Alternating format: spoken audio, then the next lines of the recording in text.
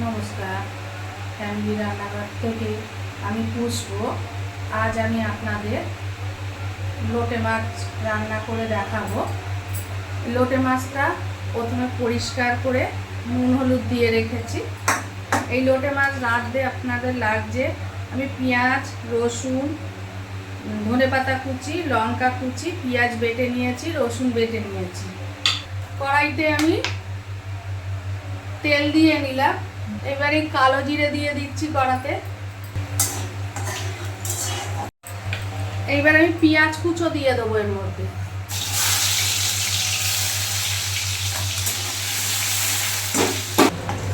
রসুন বাটা আছে, ওটা দিয়ে দিলাম। দেখুন, আমি এর আগে আপনাদের নিরামিষ আমিষ প্রচুর রেসিপি শেয়ার করেছি।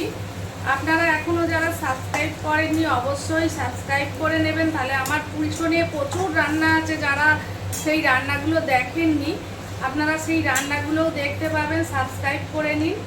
এইবার আমার ভালো বিভিন্ন রকমের রান্না দেওয়া আছে, টিপস দেওয়া আছে। পেঁয়াজ দিয়ে দিলাম, এই টিপসগুলোকেও আপনারা দেখতে পারবেন। বা ভীষণ মোচা থোড়, কোনো এঁচড়, বিভিন্ন রকমের ডুমুর, নানান ধরনের জিনিস আমি রেসিপি পাঠিয়েছি।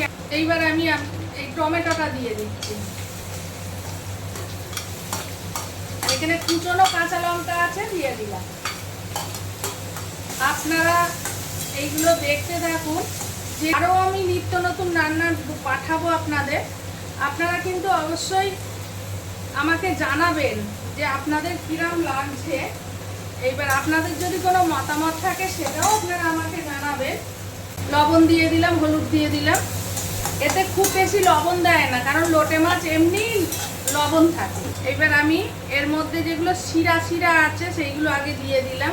আপনারা বেশি বেশি করে শেয়ার করবেন, তাহলে আমিও আপনাদের সহযোগিতায় কিছু দূর পৌঁছতে পেরেছি। আপনাদের আশীর্বাদ এবং সহযোগিতা না থাকলে, আপনারা যদি আমার জিনিসগুলো না দেখতেন, না শেয়ার করতেন, আমি এই জায়গায় আসতে পারতাম না। এবার লোটে মাছ দিয়ে দেবো।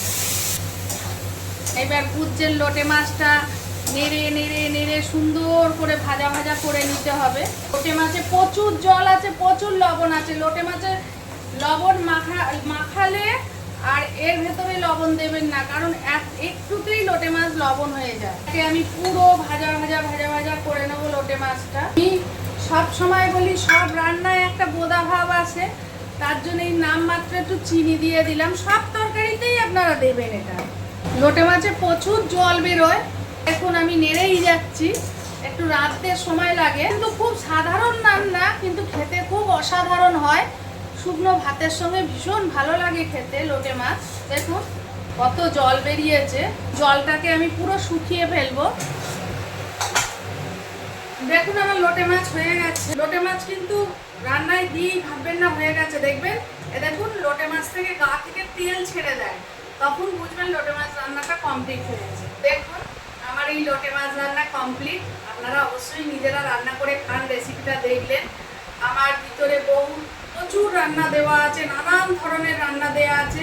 সেই রান্নাগুলো অবশ্যই সাবস্ক্রাইব করলে আপনাদের ফোনে চলে আসবে। আপনারা সেই রান্নাগুলো দেখুন, আশা করি খুব ভালো লাগবে। লোটে মাছটাও আপনারা রান্না করে খেয়ে দেখুন, ভীষণ ভালো লাগবে। আমি আপনাদের একটু খেয়ে দেখাচ্ছি লোটে মাছ রান্না। এটা খুব ভালো লাগে, শুকনো ভাত দিয়ে ভীষণ ভালো লাগে খেতে। এসব রান্না একটু ঝাল খেতে হয়।